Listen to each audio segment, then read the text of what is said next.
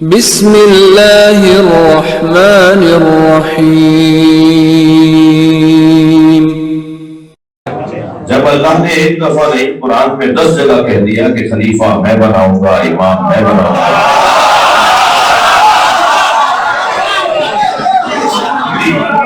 علی میں بناؤں گا، رہنما میں بناؤں گا، تو پھر امت کے لیے احتیاط نہیں تھی کہ اللہ سے پوچھ لیتے کہ ہمارا حاجی کون ہے؟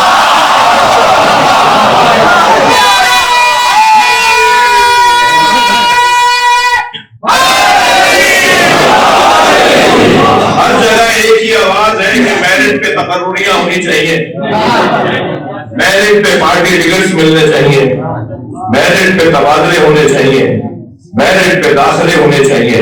ہم بھی 1400 سال سے یہی کہہ رہے ہیں کہ نبی کے بعد میرٹ پہ بننا ہے۔ وہ میرٹ کیا ہے؟ وہ قابلیت، وہ بیان، وہ ہے کیا؟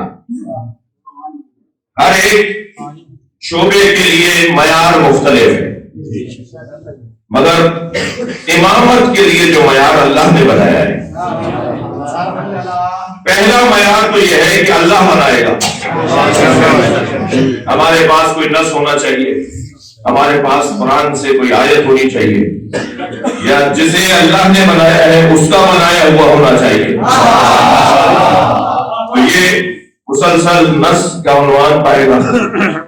دوسرے سارے کلمہ میں اللہ نے وَجَعَلْنَا مِنْهُمْ أَئِمَّةً يَهْدُونَ بِأَمْرِنَا، اور ہم نے ان میں سے کچھ کو امام بنایا۔ اچھا، جن میں سے اس نے کچھ کو امام بنایا، وہ قبیلہ کون سا ہے؟ جن میں سے وہ امام بنائے گا، خود وہ بھی تو کوئی معیاری قبیلہ ہے نا۔ اللہ اس آیت میں میرے بازیہ علماء تشریف فرمائے، ان سے میں دعا لوں کہ وَجَعَلْنَا مِنْهُمْ أَئِمَّةً يَهْدُونَ بِأَمْرِنَا، اور ہم نے ان میں سے کچھ کو امام بنایا۔ بہت دیر لگا سکتا ہوں، وقت میرے پاس تنگ ہو گیا، اور انشاءاللہ دوبارہ حاضری ہوگی تو بہتر اور اچھے انداز سے مفصل گفتگو ہو۔ وَجَعَلْنَا مِنْهُمْ أَئِمَّةً يَهْدُونَ بِأَمْرِنَا، اور ہم نے ان میں سے کچھ کو، اللہ کن میں سے کچھ کو امام بناتا ہے؟ اللہ جن میں سے امام بناتا ہے ان میں سے ایک کا نام عباس ہے۔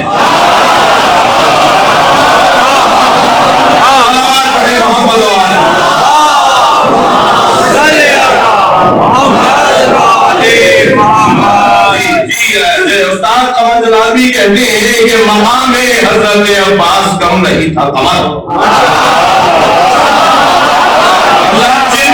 امام بناتا ہے۔ وہ کہہ رہے کہ مقام حضرت عباس کم نہیں تھا، قمر پلاتی دودھ جو زہرا امام ہو جاتے ہیں۔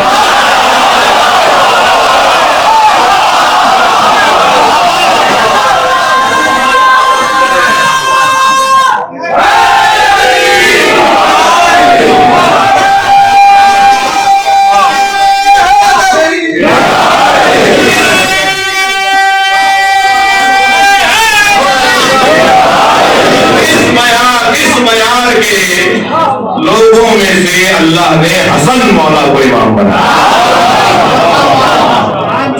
اس معیار کے لوگوں میں اللہ نے حسین کو امام بنایا۔ خبردار، جیسے اللہ مانا جاتا ہے، منوایا جاتا ہے، بنایا نہیں جاتا، ایسے ہی اللہ کی جانب سے جو عادی ہیں وہ مانے جاتے ہیں، منوائے جاتے ہیں، بنائے نہیں جاتے۔ مدرسے میں مجلس پڑھ رہا ہوں، ایک اس طرح ہے کہ فاقد شے مقتدی شے نہیں ہو سکتا۔ جس کے پاس علم نہیں ہو وہ عالم کیا بنائے گا؟ جس کے پاس خود صبر نہ ہو وہ صابر کیا پیش کرے گا؟ تو امام بنانے کے اندر جو امامت کی شرائط ہے، کسی وقت اور پہ تفصیل سے امام رضا کی بڑی مفصل حدیث ہے کہ امام کی صفات کیا ہے۔ خود امام موسیٰ کاظم علیہ السلام سے پوچھا گیا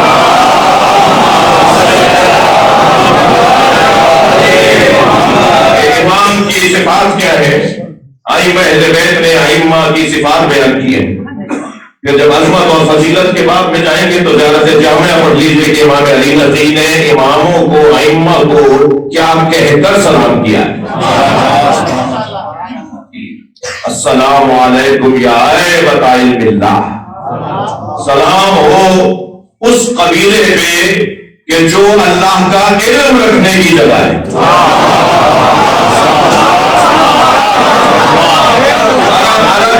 عربی میں ایبا جس کو آج آپ جس اس دور کے اندر آپ جسے تجوری کہتے ہیں نا، اور تھوڑا سا آپ کی زبان میں کہہ دیتا ہوں لاکر، جہاں قیمتی شے رکھی جاتی ہے اور رکھنے کے بعد اطمینان ہو جاتا ہے کہ یہاں سے کوئی لوٹنے والا لوٹے گا ہے.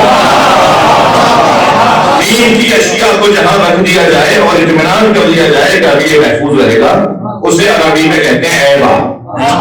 این بے یہ بے ایبا. اللہ جہاں اپنا علم رکھتا ہے وہ یہ گھرانا ہے.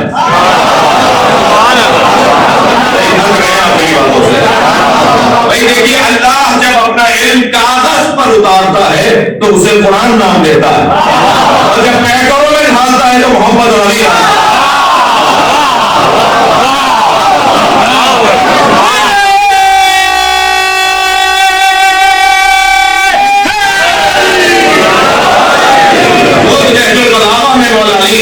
ہمارے لیے فیصلہ کر دیا. خبردار اہل بیت کے بارے میں جھگڑا نہیں کرنا. کوئی کہتا ہے فلاں اہل بیت ہے اور کوئی کہتا ہے فلاں اہل بیت نہیں ہے، اس کو نزدیکی کی ضرورت ہے.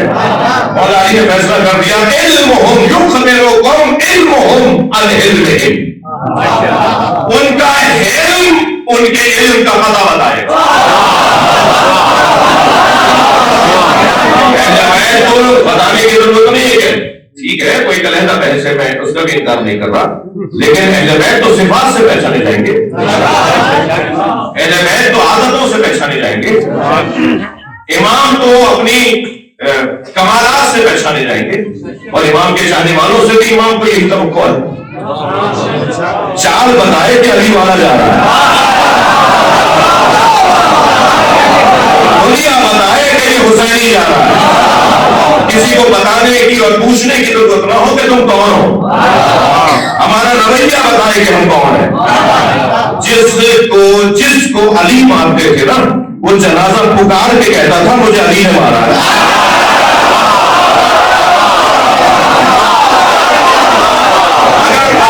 اگر عمودی مارتے تھے تب بھی برابر کا گڑ کے گرتا، اگر افقی مارتے تھے تب بھی برابر کا گرتا. علی مولا کی جب تلوار چلتی تھی تو مقتول کا، مولا علی کے ہاتھ کے مارے ہوئے کا جو ٹکڑے بنتے تھے نا، اس میں گراموں کا فرق نہیں ہوتا تھا.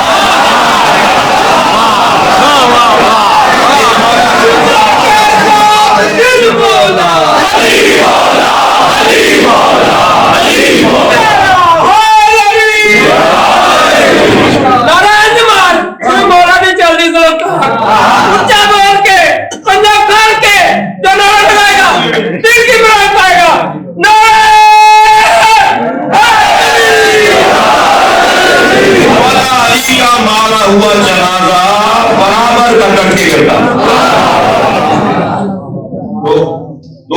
ماشا گراموں کا فرق نہیں ہوتا. جس علی کی ضربت میں ایسی عدالت ہو، اس کی حکومت میں کیسی عدالت. اہل بیت کا کام پکار کے بتاتا ہے کہ اہل بیت کا. ائمہ کی صفات ہے، کسی کو منوانے کی ضرورت نہیں ہے. یہ ووٹوں کی بنیاد پر امام نہیں مانے جاتے. جی ان کا انداز ہی کچھ اور ہے. کسی نے دیکھا نہیں تھا کہ خود ابراہیم میں دوڑے ہیں، مگر سارے شہر کو یقین تھا کہ یہ کام ابراہیم کا ہے.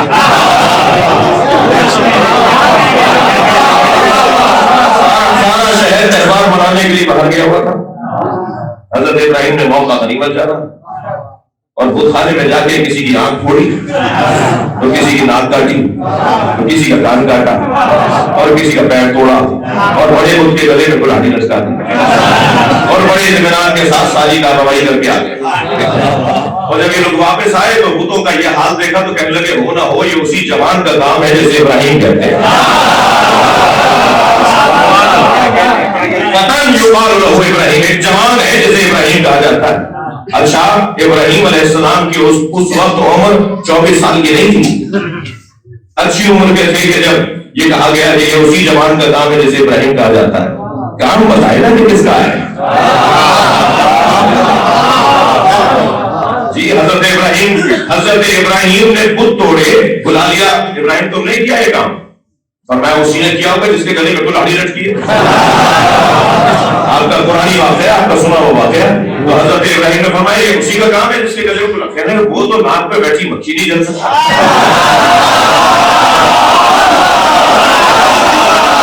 حضرت ابراہیم نے فرمایا جو ناک پر بیٹھی مکھی نہیں چل سکتا وہ تمہارا خالق اور رب کیسے ہے؟ ان کا طریقہ بتاتا ہے، ان کے اعمال، ان کا رویہ، ان کی صفات سے پتہ چلتا ہے کہ یہ کون ہے۔ آپ کو اور مجھے جتنا اللہ کا شکر ادا کرے نا اتنا کم ہے۔ جس دروازے پہ بیٹھے ہیں اس سے اچھا دروازہ نہیں ہے۔ دنیا کہاں بیٹھی ہے مجھے اس سے فرق نہیں، اگر ہم جہاں بیٹھے ہیں وہاں سے جنت کا رستہ بنتا ہے، ترقی کی راہیں کھلتی ہیں۔ ہم جس دروازے کے مرید ہیں، ہم سے مراد شیعہ نہیں، شیعہ سنی، جی مجھے میں جتنا بڑا شیعہ ہوں اتنا ہی بڑا سنی بھی ہوں۔ سنی ہماری جان ہے، ہم امام بارگاہ ہمیں مجلس کرتے ہیں، مسجدوں میں نہیں کرتے۔ ہم مسجد کے ساتھ امام بارگاہ بناتے اس لیے کہ کل قیامت میں اگر ہندوؤں نے، یہودیوں نے، عیسائیوں نے شکایت کر دی کہ میں دین سمجھنے گیا تھا، مسلمان تو مسجد میں آنے نہیں دیتا تھا،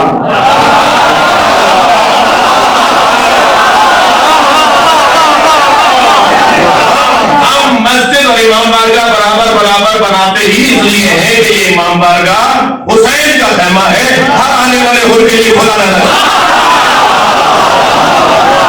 کیا حسین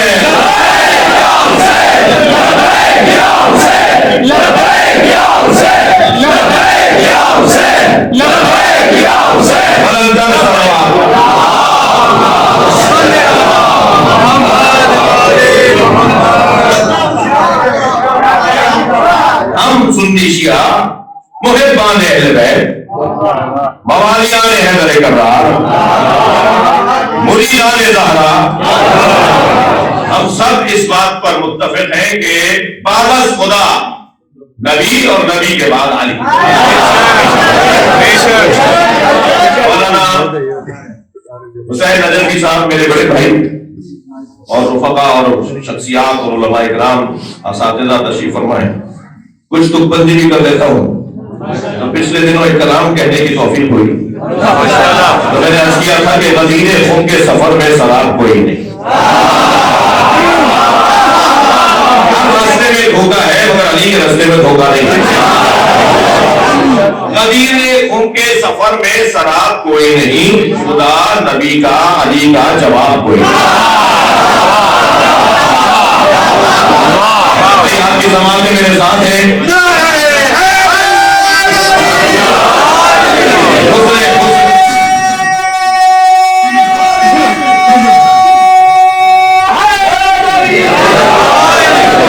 حسن مطلع پیش کر رہا ہوں کہ ہزار ذرے مگر آفتاب کوئی نہیں، ہزار ذرے مگر آفتاب کوئی نہیں، تو آپ سب ہیں مگر بودرات لاہور میں مجلس پڑھ رہا ہوں، لاہور والے اگر شعر نہیں سنیں گے تو کون سنیں گے؟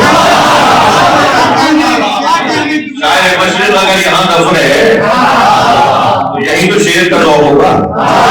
تو جس شعر کی خاطر میں نے آپ کو یہ دو شعر سنا دی ہے تو وہ شعر سن لیجیے ذرا۔ خدا کے بعد نبی اور نبی کے بعد علی، خدا کے بعد نبی اور نبی کے بعد علی، اس ایک بات سے روشن کتاب کوئی نہیں۔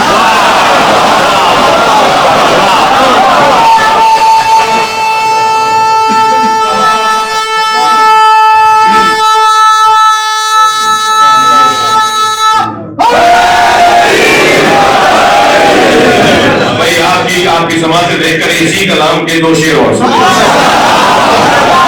حقیقتاً ابو طالب کے لاڈلے کے سوا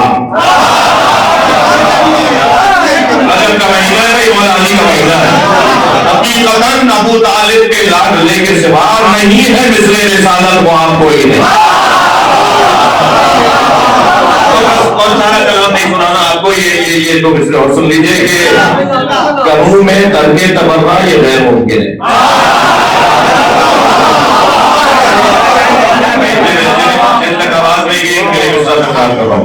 کروں میں ترک تبرع یہ غیر ممکن ہے.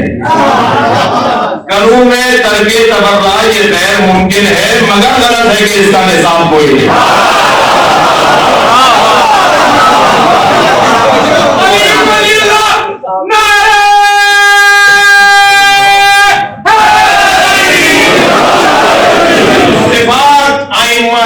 خود اللہ نے بیان کی ہے.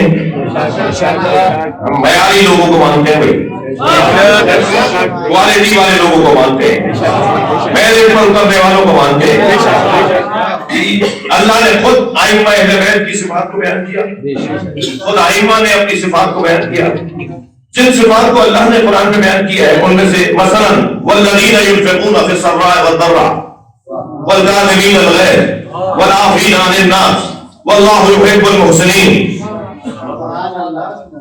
ایک قبیلہ ایسا بھی ہے, ایک خاندان ایسا بھی ہے, کچھ لوگ ایسے بھی ہیں کہ جو دارائی میں بھی ہوتا ہے تب بھی, ناداری میں بھی نہیں ہوتا تب بھی بخش دیتے. ان کے پاس ہوتا ہے, جو بھی اس مائک کو سنبھال رہا ہے تھوڑا میرے گلے کا خیال کرے, اس کو بڑھا دے تھوڑا سا جی. والذین ينفقون فی السراء والضراء, ایک قبیلہ ایسا بھی ہے جو ہوتا ہے تب بھی دے دیتے ہیں, نہیں ہوتا تب بھی دے دیتے ہیں. ایک جوان میرے پاس آئے کہ اللہ مولانا یہ آپ نے ترجمہ کیا, یہ آیت پڑھی, ہم نے آدھی سنی, ہم نے سمجھ نہیں پائے کہ کیا کہہ رہے ہیں, کیا مطلب ہے. میں نے کہا جی کیا سوال کیا ہے. کہنا سوال یہ ہے کہ نہیں ہوتا تو کیسے دیں گے. میں نے کہا سخاوت کا تعلق پیسے سے نہیں ہے, نہیں ہوتا تو کیسے دیں گے. تم دینے والے ہوتے تو تمہارے پاس پیسہ بھی ہوتا. تم مزاج میں سخاوت لے آؤ, اللہ تمہیں واسطہ فیض بنا دے گا. تمہارے ذریعے سے لوگوں کے مسئلے حل ہوں گے. سخاوت کا کوئی تعلق پیسے سے نہیں ہے میرے بچوں. دروازے پر تو وَيُطْعِمُونَ الطَّعَامَ عَلَىٰ حُبِّهِ مِسْكِينًا یتیما واسیرا. دروازے پر تو مسکین آیا تھا, مساکین نہیں آئے تھے, یتیم آیا تھا, یتامہ نہیں آئے تھے, اسیر آیا تھا, اسرا نہیں آئے تھے. تو ایک روٹی دیتے تھے.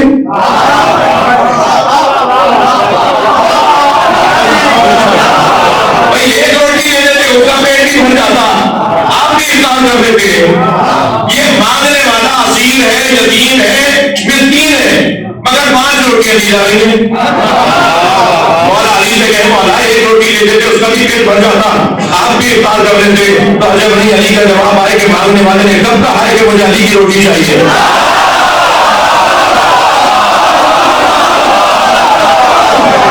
صلوات پڑھیں محمد والے.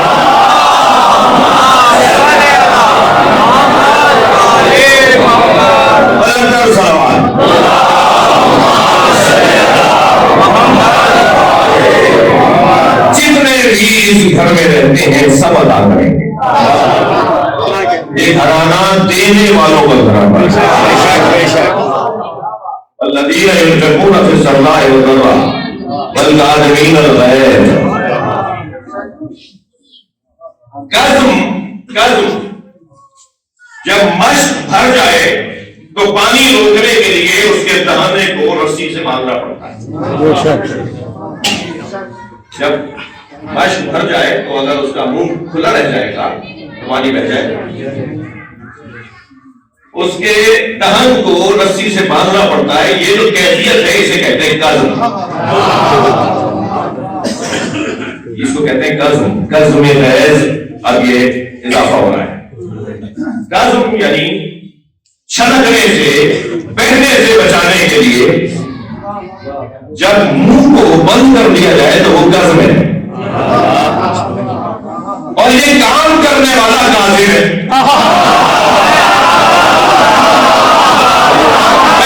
پڑھنے والا کی بات کر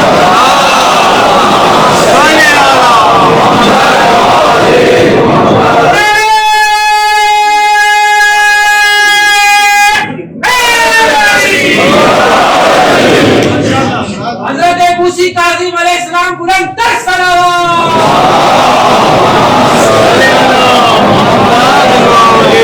امام کے 9 لقب ہیں اور ایک نام ہے. لقب کی کثرت کمالات کی کثرت پہ دلیل ہے. جو آپ کی ذات میں کمالات ہیں وہ آپ کے القاب سے ظاہر ہو رہے ہیں. تو جتنے القاب ہیں اتنے ہی آپ کے کمالات ہیں. اور نام حضرت کا ایک ہے اور وہ ہے موسیٰ.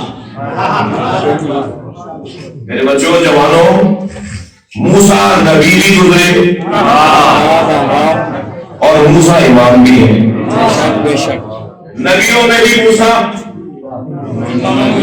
اور اماموں میں بھی موسیٰ. توجہ چاہوں گا، نبیوں میں بھی اللہ نے موسیٰ کلیم اللہ، موسیٰ کلیم، اور اماموں میں بھی موسیٰ کاظم. وہ زیادہ بولنے والے، یہ کم بولنے والے. جن کا کام بولنا تھا وہ نبیوں میں، اور جن کا کام خاموش رہنا اور صبر کرنا اور برداشت کرنا وہ اماموں میں. دونوں موسیٰ ہیں. وہاں موسیٰ کے ساتھ بھی ہارون تھا.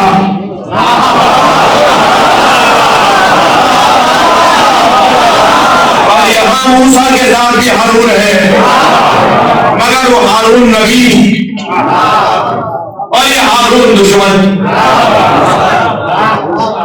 وہاں ہارون معاون مددگار اور یہاں ہارون دشمن اور مخالف.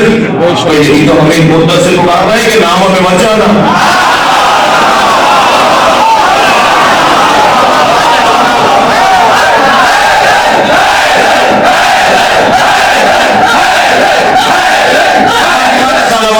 محمد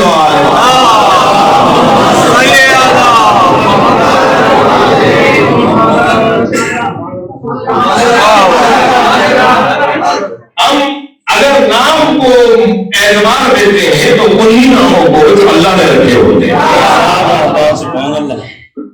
اور اصل تو مسئلہ کام کا ہے، کردار کا ہے. وہاں کردار اچھا تو علیہ السلام، ہارون علیہ السلام، کیونکہ کردار اچھا ہے. اور یہاں کردار اچھا نہیں ہے تو ہارون. تو بس کردار ہے در حقیقت جو انسان کو معتبر بناتا ہے یا اس کا اعتبار گراتا ہے. تو کیفیت دونوں کے ہاں بڑا منفرد انداز کے ساتھ اللہ نے رکھی ہے. وہاں نبی کے ساتھ بھی کچھ آزمائشیں ہیں اور یہاں نبی امام کے ساتھ بھی کچھ آزمائشیں ہیں. اور میں ذرا وقت کی تنگی کو محسوس کرتے ہوئے گریز لے رہا ہوں کہ وہ جو صفات اللہ نے بیان کیے ہیں امام کی صفات، ان میں پہلی صفت کیا ہے؟ لمبا صبر.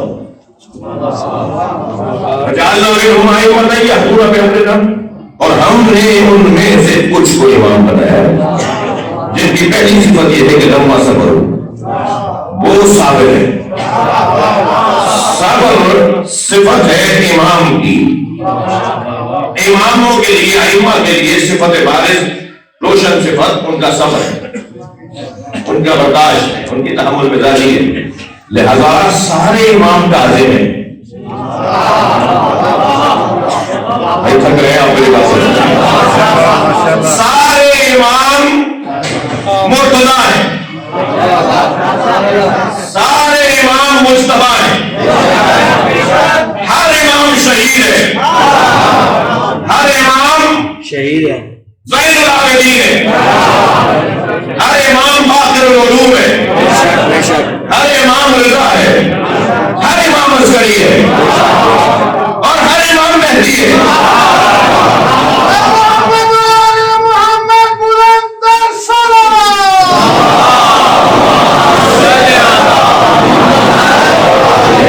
یعنی ایک زاویہ نگاہ سے جو میں کر رہا ہوں کی خدمت میں.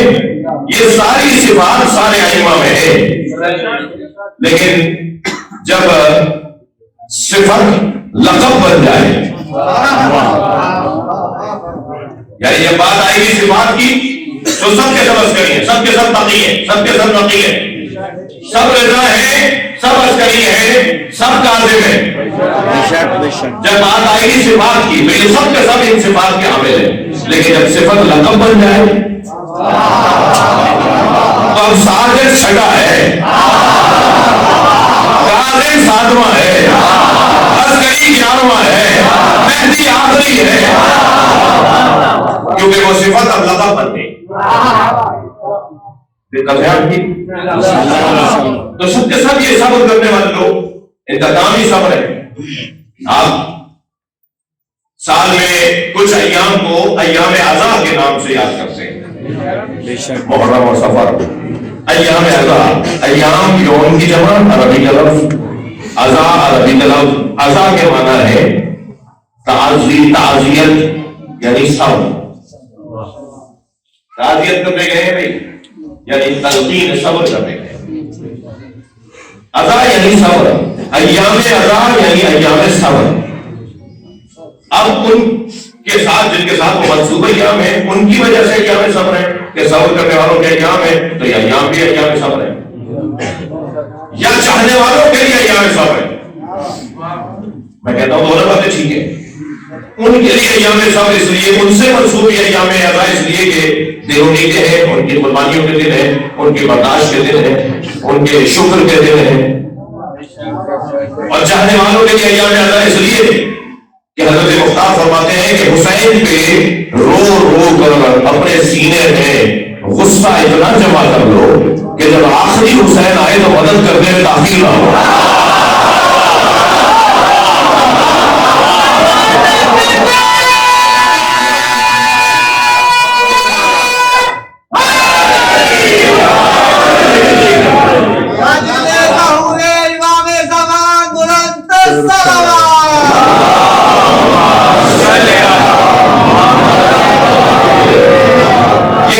یہ سارا خانوادہ ہے، یہ پورا خانوادہ صابروں کا خانوادہ ہے.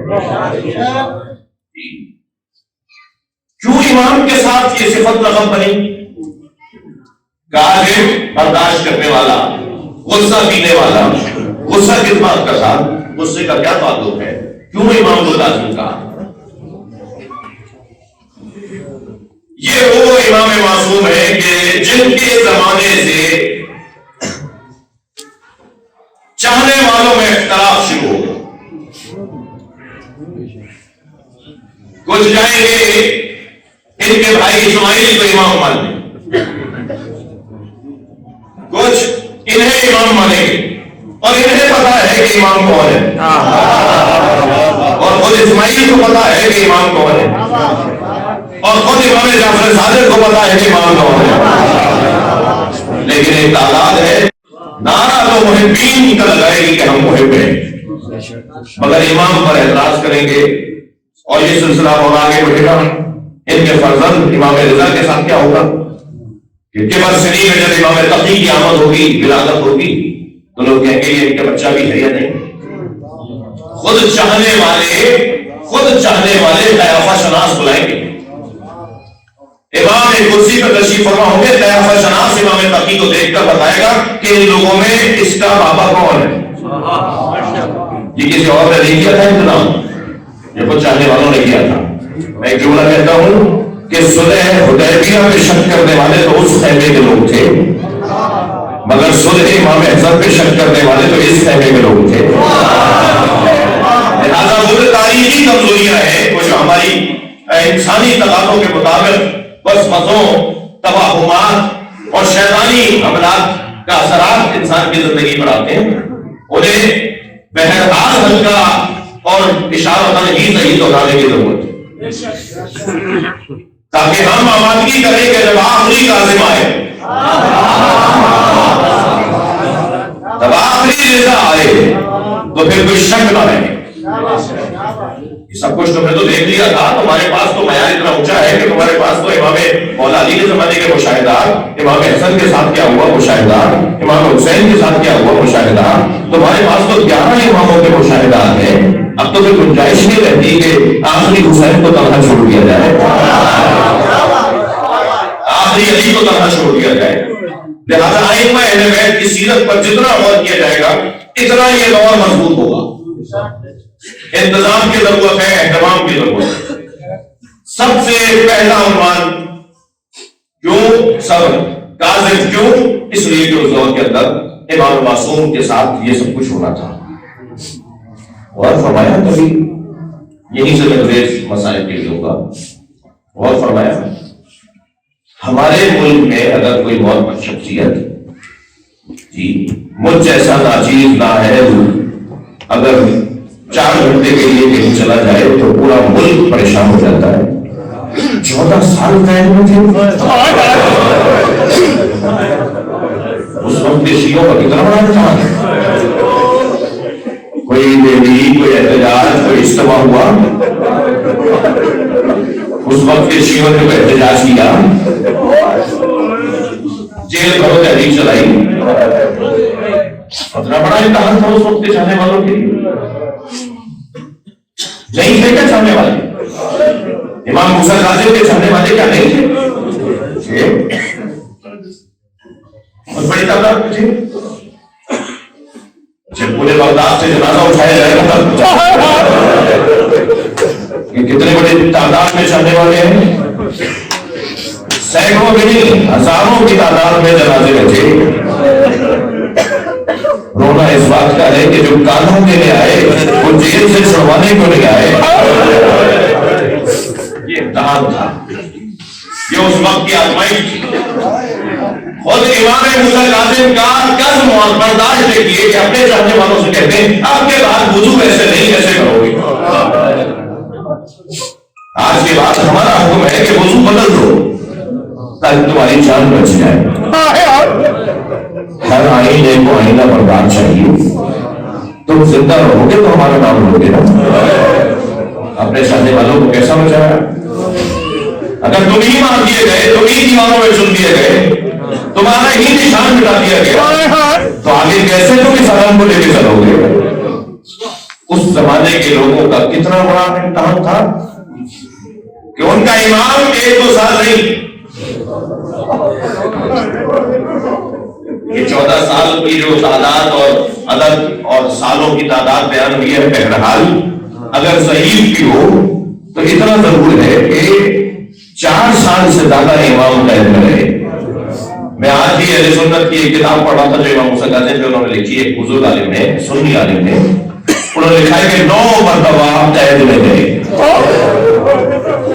اور ہر مرتبہ جو امام کا قید کا دورانیہ تھا وہ مہینوں میں زیادہ، مہینوں کا ہوتا تھا. یعنی کبھی 10 مہینے کے لیے، کبھی 11 مہینے کے لیے، کبھی 6 مہینے کے لیے بار بار اسیر کیا جاتا تھا. چاہنے والوں کی آزمائش دیکھیے آتے ہیں. ہر روز ہارون کے دربار میں رات میں محفل طرب سجتی ہے، لہو لعب کی محفل سجتی ہے. ایک دن ایک ندیم نے وہاں بیٹھے ہوئے کرسی نشین نے کہا کہ آج ہم نے ابوالعطا کو بغداد کے بازار میں دیکھا ہے.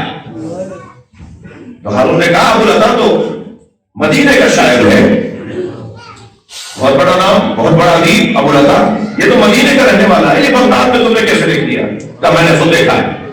بادشاہ ہے، حاکم ہے، حکم نامہ جاری ہوا کہ ڈھونڈو ابوالعطا کیا بغداد آیا ہوا ہے. ڈھونڈ لیا. ایک سرائے میں ٹھہرے ہوئے تھے، ایک مسافر خانے میں ابوالعطا ٹھہرے ہوئے. کہا آپ کو امیر نے، بادشاہ نے، حاکم نے، خلیفہ نے بلایا. بلا لایا بات. ابوالعطا اتنے بڑے شاعر اس اپنے زمانے کے اس وقت کے اگر 5 بڑے ادیب تھے ان میں ایک ابوالعطا. ان کے اشعار مدرسوں میں پڑھائے جاتے ہیں، ان کے دیوان، ان کے اشعار نقل ہوئے ہیں مختلف متون کے اندر. ابوالعطا آج فلاں غزل سناؤ. اب روزانہ غزلیں سن رہے ہیں ان سے، روزانہ ان کا کلام سن رہے ہیں. 4تھا 5واں دن آیا اور فرمائشوں کا سلسلہ تھا اور کہا وہ غزل سناؤ جو تم نے فلاں جلسے میں اور فلاں جگہ پڑھی تھی. تو ابوالعطا نے ایک مرتبہ دھیمے سے لہجے میں کہا کہ مجھے اس کے بدلے میں کچھ ملے گا. हारून ने कहा जो मांगोगे मिलेगा, जो कहोगे मैं दूंगा। अब अल्लाह ने कलाम सुना दिया। जब कलाम खत्म हो गया तो हारून कहने लगा तुम कुछ कहना चाह रहे थे, कुछ मांगना चाह रहे हो, क्या ख्वाहिश है तुम्हारी? तो आंखों में आंसू भर के कहा मेरे इमाम को आजाद कर।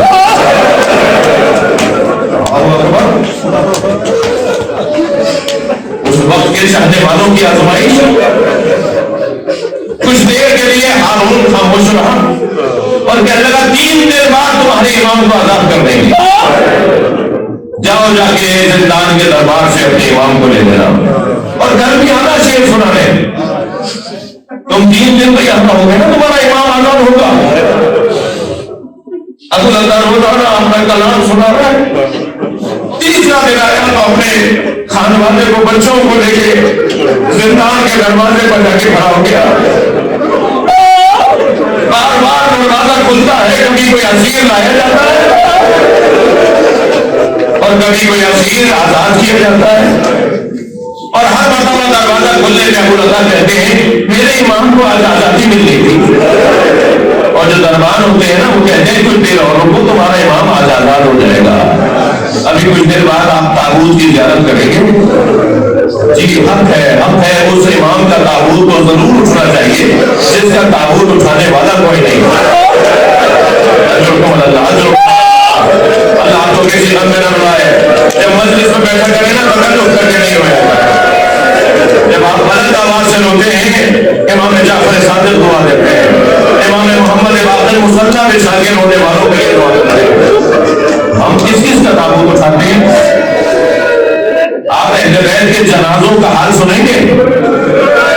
नबी के जनाजे में 11 लोग थे। अल्लाह को कोई मौका दे। उम्मत को एतराज हुआ कि अली ने हमारा इंतजार नहीं किया और नबी को दफना दिया और उन्होंने खुतबा दिया कि मैं अहले बैत हूं, मेरे ऊपर जिम्मेदारी थी कि कैसे गुस्ल कफन दूं। मैं किसी के इंतजार का मोहताज नहीं था। इस घर में दूसरा जनाजा 75 या 95 दिन बाद होने वालों हमारे सुन्नी भाइयों के मुताबिक 6 लोगों ने जनाजा उठाया। सैयदा के जनाजे में 6 लोग थे। फिर उम्मत को एतराज हुआ कि अहले बैत ने हमें अपने जनाजे में नहीं बुलाया। इस घर में तीसरा जनाजा मौला अली का। हमारे सुन्नी भाइयों के मुताबिक 2 लोगों ने जनाजा उठाया। आगे से जनाजा खुद उठ रहा था, पीछे से हसनैन उठा रहा था। मौला कायनात और जनाजे में कांधा देने वाला कोई नहीं। फिर एतराज हुआ कि अहले बैत अपने घर के जनाजे में नहीं बुलाते। पहला जनाजा था जो आपकी फरमाइश पर उम्मत के कांधों में किया गया, वो इमाम हसन का जनाजा था। उम्मत ने इतने तीर मारे कि पहले जनाजे से 3 जनाजे रह गए और 5वें जनाजे का हाल सुनेंगे कैसे घोड़े दौड़ाए। ये ज़ैनब नहीं पहचान भाई, क्या तुम ही ज़ैनब के भाई हुसैन हो? मैं किस जनाजे का हाल बताऊं? अबू अल्लाह बार बार आने वालों से कहता है मेरा इमाम तो आजाद होगा, सब्र करो, कुछ देर बाद तुम्हारे इमाम को आजादी मिलेगी। अबू अल्लाह कहता है मेरी निगाह मुसलसल जमी हुई थी जिंदान के दरवाजे पर, अब खुलेगा तो मेरा इमाम आएगा। मैं बढ़कर पैरों का बोसा लूंगा, मैं बढ़कर हाथों का बोसा लूंगा।